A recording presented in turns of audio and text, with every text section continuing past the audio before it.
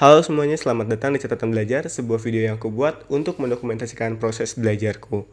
Yang mana bisa didapat dari mana aja, bisa dari buku yang aku baca, e-course yang aku beli dan aku pelajari, atau bahkan hanya sekedar ngobrol sama teman-teman di tongkrongan. Dan pada kesempatan kali ini aku mau ngomongin tentang wisuda. Kenapa? Karena sederhananya pada akhir tahun 2023 ini banyak teman-temanku yang udah pada wisuda. Dan beberapa di antara mereka itu malah kebingungan mau ngapain setelah wisuda. Emang gak semuanya kebingungan setelah wisuda, beberapa di antaranya memang udah merencanakan karir, terus ada juga yang memang merencanakan untuk membangun bisnis, atau bahkan beberapa juga ada yang memang sudah merencanakan untuk menikah. Pertanyaan besarnya adalah kenapa ada banyak yang kebingungan setelah kuliah mau ngapain. Biasanya orang-orang yang kebingungan setelah kuliah ngapain ini disebut dengan istilah krisis identitas atau existential crisis, atau ya kalau sederhananya sih nggak punya tujuan hidup. Dan kenapa bisa sampai nggak punya tujuan hidup? Karena selama ini kehidupannya itu memang disetir oleh standar masyarakat. Maksudnya apa dengan disetir dengan standar kehidupan masyarakat? Dari mulai kita lahir, kemudian kita beranjak sedikit menuju anak-anak, kita langsung dimasukkan ke pendidikan sekolah dasar.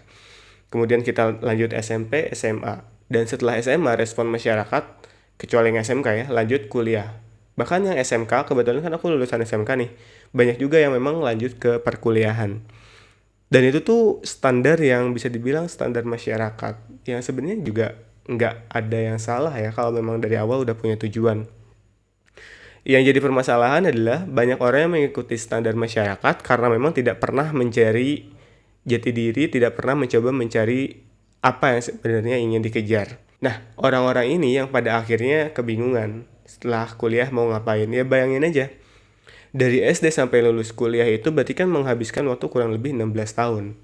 Dalam 16 tahun itu kita terbiasa dengan tugas-tugas yang diberi oleh guru dan dosen. Kita tinggal mengerjakannya.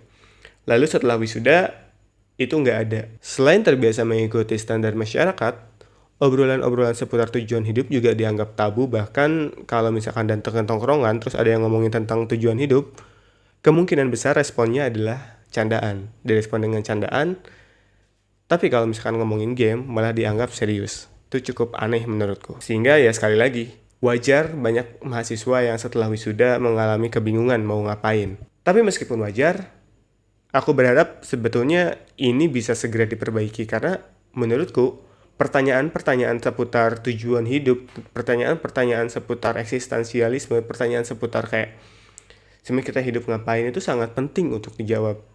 Karena kalau misalkan sekarang kita lari, misalkan katakanlah udah lulus S1 nih, memutuskan lari untuk menjawab pertanyaan itu, langsung ke S2. Itu tuh pertanyaan nggak akan hilang, tertunda aja, nanti pada akhirnya setelah S2 pun pertanyaan itu akan balik. Kita tuh mau ngapain, balik lagi ke sana gitu loh. Sehingga sebetulnya ini nggak bisa dihindarin dan harus dijawab. Jadi buat teman-teman yang ngalami ini ya coba dijawab. Dan prosesnya ini bisa sangat beragam. Beberapa orang akan menemukan jawabannya mungkin dalam waktu beberapa bulan. Ada yang mungkin beberapa tahun atau mungkin puluhan tahun pun baru bisa menemukan, ya ada. Dan memang seberagam itu proses mencari jati diri. Terus gimana cara ngejawab kebingungan-kebingungan tadi? Sebetulnya caranya bisa sangat beragam ya. Tiap orang tuh bisa menemukan cara unik untuk menjawab pertanyaan tadi. Tapi untuk yang benar-benar ngeblank atau awam, mungkin bisa mencoba dengan mempelajari konsep Ikigai. Itu konsep menemukan jati diri di Jepang yang cukup populer dibahas banyak orang juga. Atau yang mungkin ya cara sederhana yang lebih praktikal itu, kalau misalkan keluarga kamu tidak bermasalah melihat seorang sarjana nganggur, maka putuskanlah untuk berhenti dulu dari standar masyarakat. Jadi setelah wisuda ya udah berhenti dulu, jangan langsung kerja apalagi nikah. Ambil waktumu, eksplorasi banyak hal, dan mungkin dalam eksplorasimu itu akan menemukan jawabannya. Tapi kan ya nggak semua keluarga bisa menerima S1 nganggur ya. Ya udah, cari jati dirinya sambil bekerja. Karena balik lagi, nggak ada jaminan juga kok yang tadi gap year atau nggak ngapa-ngapain itu menemukan jati dirinya jauh lebih cepat dibanding orang yang mencarinya sambil bekerja, itu nggak ada jaminannya.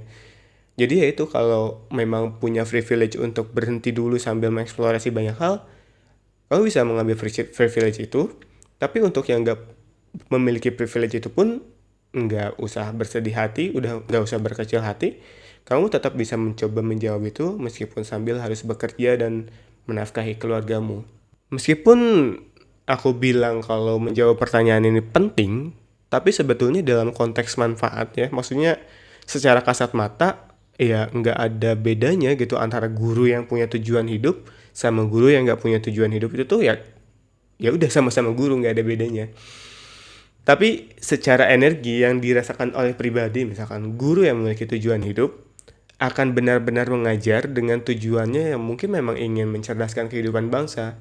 Berbeda dengan guru yang memang sekedar ya udah saya guru. Saya menjadi seorang guru karena memang ya ini yang cara yang saya tahu yang bisa memenuhi kebutuhan kehidupan saya. Itu kan sangat berbeda gitu. Itu dalam prakteknya memang nggak benar-benar apa ya? Ya sama gitu. Semua profesi itu bisa dijalani dengan atau tanpa tujuan hidup. Yang beda itu dari pengisian jiwa. Apa ya istilah yang lebih gampangnya? Maksudnya susah juga ngebahasainnya. Orang yang memiliki tujuan hidup tuh akan melakukan sesuatu dengan lebih serius, dengan effort terbaiknya karena ya dia sadar ada tujuan yang sedang dia kejar. Ya itu contoh prakteknya kalau misalkan ke para apa ya istilahnya orang-orang yang sudah menjalani karir. Tapi untuk kamu yang kebingungan, seenggaknya memiliki tujuan hidup ya akan menjadi solusi dan kamu gak akan kebingungan lagi tentang apa yang harus kamu lakukan setelah wisuda. Itu aja sebetulnya video yang pengen aku buat kali ini. Harapannya tentu semoga kamu bisa segera menemukan tujuan hidupmu.